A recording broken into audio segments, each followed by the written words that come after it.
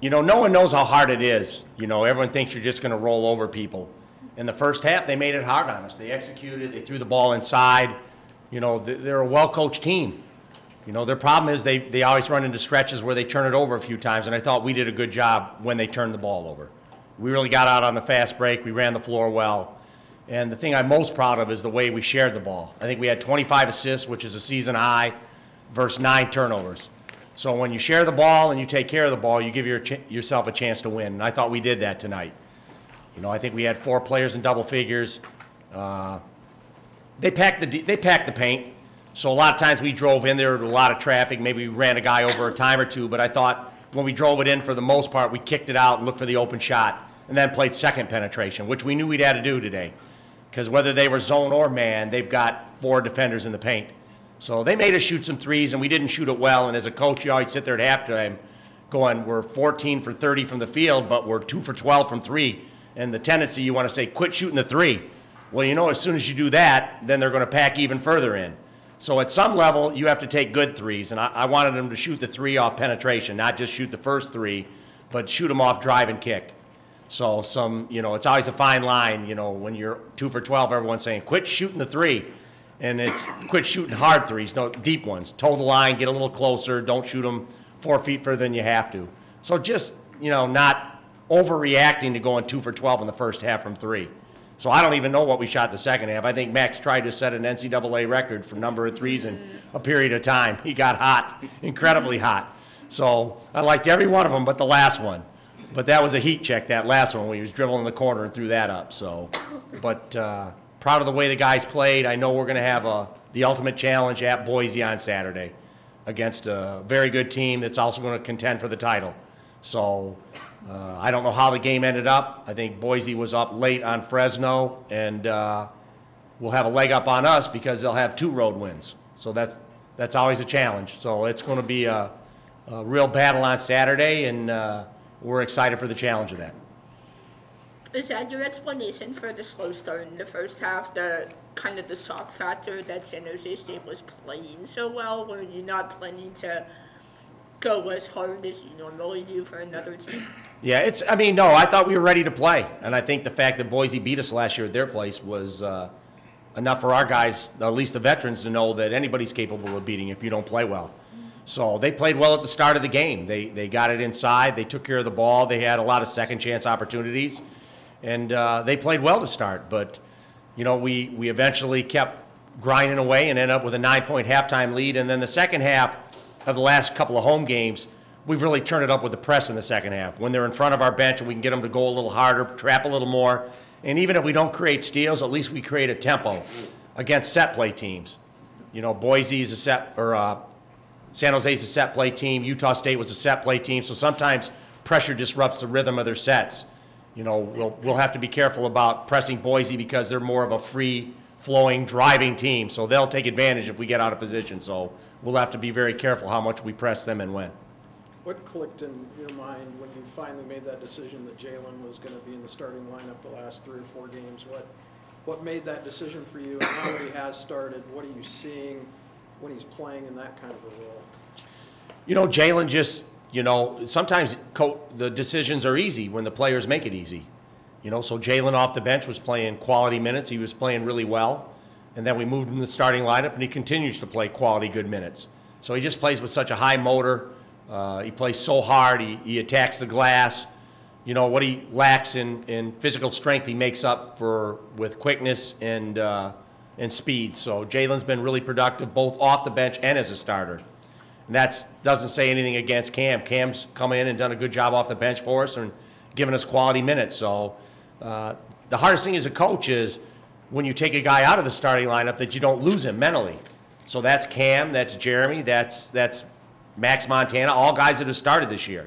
So that's always a tough adjustment. You know, no one wants to come off the bench. They're not going to say they want to come off the bench, but they're all going to say they trust in the process and they trust in the coaches and they want to win. And so they've accepted roles that maybe aren't ideal. Everybody wants to start, but they've done a good job filling the roles that they've been moved into, and they've been productive for us. Jalen, his dunk, and then he had the offensive rebound, and then, you know, scored again. That really seemed to kind of spark you guys at the end of the first half there. Is that what you look for with him? Because he seems like such a high energy kind of guy. Yeah, that's it. He can come, you don't have to call Jalen's number, call a play for him to make a play that affects the game. It's running the floor, it's getting a defensive rebound or offensive rebound, it's dunking the ball. It's just the effort stuff. So some guys need their number called for them to do anything, because they're so programmed into, well, if they call my number, then I know I get to do this. Jalen's the complete opposite. You don't have to call Jalen's number for him to be productive. He just plays off everybody else. And so you have to have instincts to do that. And so Jalen has great instincts when he's on the floor. He just knows where to move and how fast to move. For you as a coach, from the first half, you're up 9, and then you guys went by, 35, 36? I mean, a lot of times when you're up 9, you're on a team like that, you lay off in the second half. How'd you get those guys to amp it up even more, I guess, in the second half? I think it's our press, just to continue to press. And like I said, even if we don't steal in the press, if we're picking up 94 feet, then we have to play hard. That's a lot of work to pick up 94 feet and turn a guy and run it down. And instead of saying we scored a basket, let's run back to the top of the key and then get a defense set down there and rest a little bit. By making them press, we're having to use our bench. You can't play 94 feet and not use your bench. So we're using our bench. We're keeping guys fresh, and we're not afraid to use our bench. Our bench is a strength of ours. So I think anytime we went to the bench, the thing you want to see as a coach is the production doesn't stop. I mean, we go to the bench and the lead would grow, and then we come back with the starters and they continue to grow the lead. So everybody that's playing is playing hard as they can when they're out there. Now, they make mistakes, yes, but they're usually not due to energy or effort. You haven't pressed as much, you didn't press as much earlier in the season. Was that more of a function of the freshmen and getting them understanding the press? It's just so much to put in and so much to do. And so we knew going into the Utah State game that we wanted to press them, so we devoted more time to it. So when you spend time at it in practice, then you can use it in the game. And so as you work on everything else, whether it's half-court defense, offense, baseline out of bounds, and shot clock plays, there's only so much time in practice.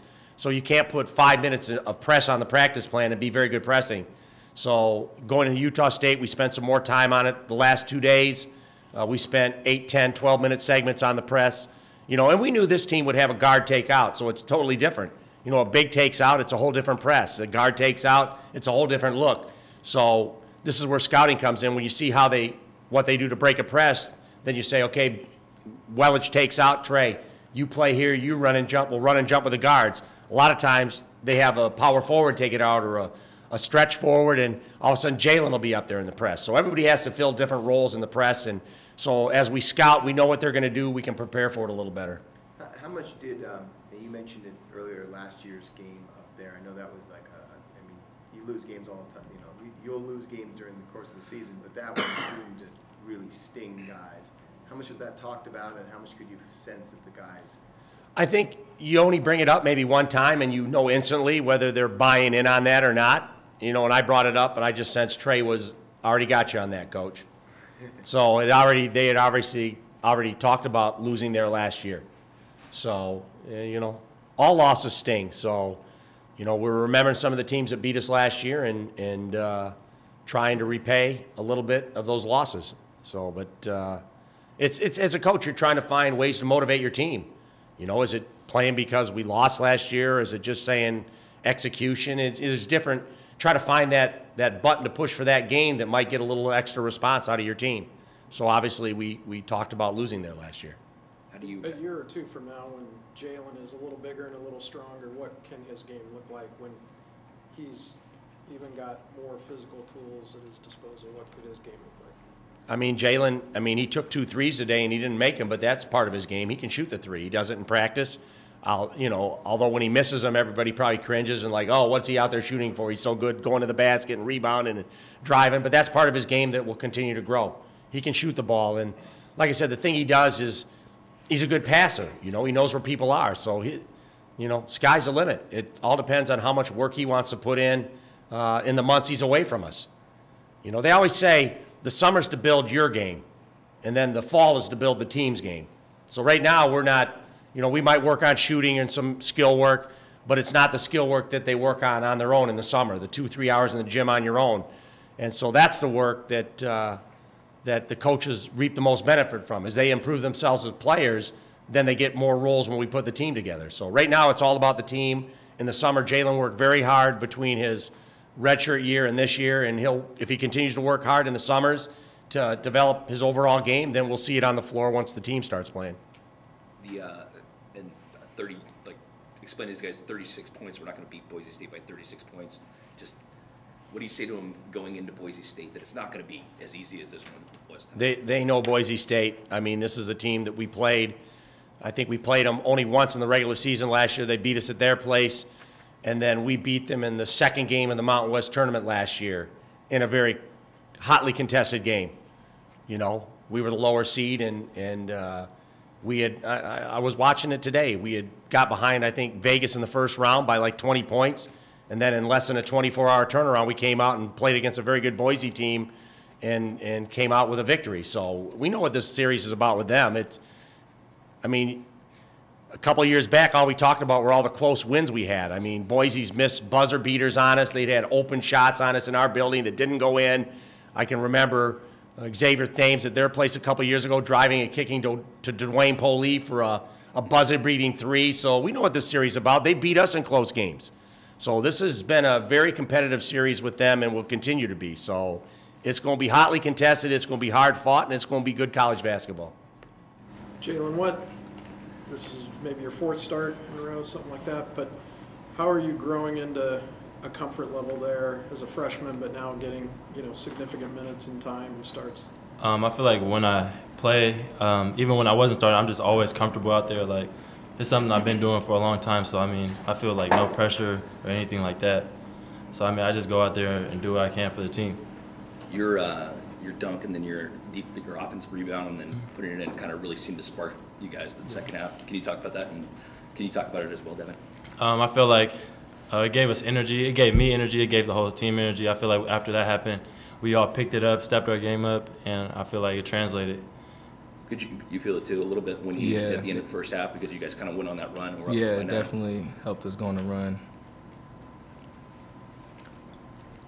And how'd you guys keep the momentum from the end of the first half? In the second, you guys came out and just played exactly like you played at the end of the first half. How'd you keep the momentum after halftime? We just kept the pressure on them, kept pressing them, got easy baskets. But yeah, the defense full court, the pressure really helped us, and it really got us going. Jalen, I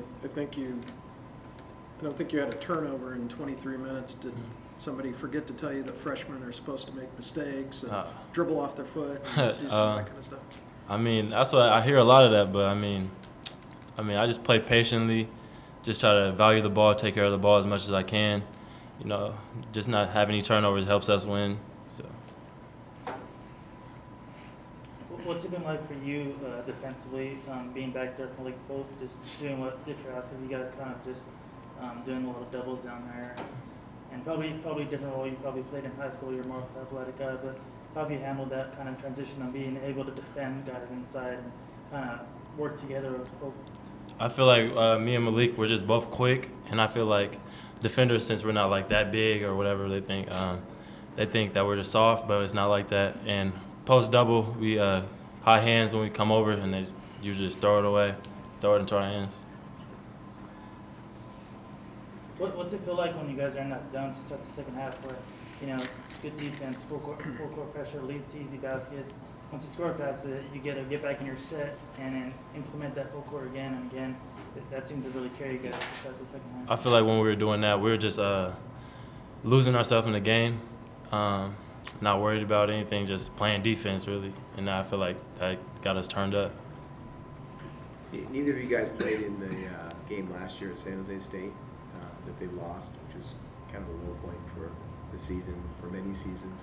Did you guys hear about that? And what did the guys tell you about that experience, how much they wanted to get back at those guys? Yeah, we heard about it, but we just want to get one this year. We want to get this dub.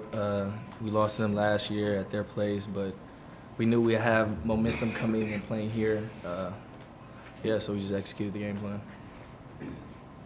Just with your experience, when you look at a guy like Jalen as a freshman, how do you explain him to other people, or what do you see in terms of what he's doing at that age? He's doing well, you know. He's not playing like a freshman. He really used last year to get better, and I feel like it paid off, you know. He's my roommate too, so. Kinda Can't say too much. Who's the clean one and who's the dirty one? 'Cause Oh, there's a- we both clean. Yeah, we both like to keep the I place clean. love that. Carpet clean. Carpet clean. You did. Was there something said in the timeout or something said on the floor or something that just clicked tonight? I mean, it was 20-19 and they were having some success. You guys weren't scoring that much. Just the defensive pressure. You know, we really picked up on full court, started getting steals and layups and easy baskets, and then that just kept the momentum going.